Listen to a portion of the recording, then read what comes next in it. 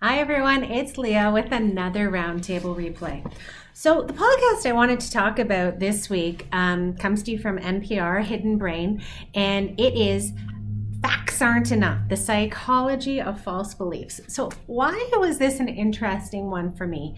Well, the reason it's I thought, this is a good one to cover, is I've recently had a number of coaching clients who are getting really frustrated with having to persuade within their organization. They are very data driven, and they are in organizations that maybe rely a little bit more on relationships, maybe not enough on the data, but they're kind of going, oh my gosh, isn't this a self-evident fact? Look at what the data is showing. Why aren't they buying in?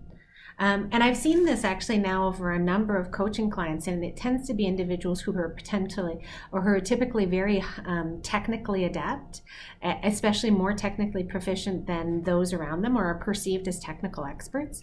And so their level of persuasion is low because they have a good solid grasp of all of the complexities around it. So it to them feels self-evident. There is really no need to persuade. The data alone should be the persuasion. Why aren't people getting it? Well, and so that's what this podcast goes into, is that, unfortunately, and there's all sorts of great stories in the podcast. Unfortunately, people don't tend to rely on facts, don't tend to rely on data. We would love it if they did, but then we'd probably be a big world of computers. We are mixed up emotional creatures, and we actually find stories and compelling rhetoric much more influential, and they influence our beliefs and our ability to buy in. So, I'm not asking you to be a big propaganda machine. But if you are trying to get your point across within meetings, or really push your strategy down the line, it's worthwhile considering, am I just providing the facts? Or am I really thinking about the stories that might elicit an emotional response? Because the more emotional the response is, in terms of a positive emotional response, I don't want you to put people into a fear state, but if you get people into a positive emotional response, the more likely they are to hear you. Are you telling them a compelling story? Are you aware of their own state of mind? Do you have a degree of empathy of what their needs might be? And are you crafting your messages and your data, not changing the data, but crafting the messages associated with the data so that you're taking that into account? These are all factors in how you can actually be more persuasive in getting your point across. The other element that the podcast goes into is really, how have you built trust within your organization?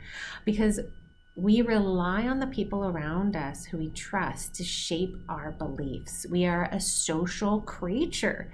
And so if we have not really worked at cultivating trusted networks within our organization, we can be the smartest person in the room. We can have a stack of data this high.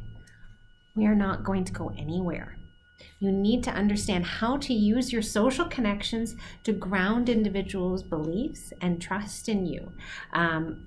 And that's through understanding values. It's understanding our shared values, our collective connections, and getting a sense of connection of what are the like factors in us. So, this is kind of why back in the day we had, holiday parties, summer picnics. It was all about creating connection.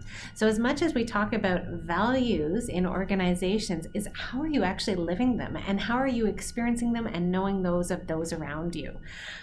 So anyway, that's the podcast. I think there's a lot more to it. It's an hour-long podcast, but worth listening. The stories are fascinating, not at all related to the business world. That just happened to be where my brain took it.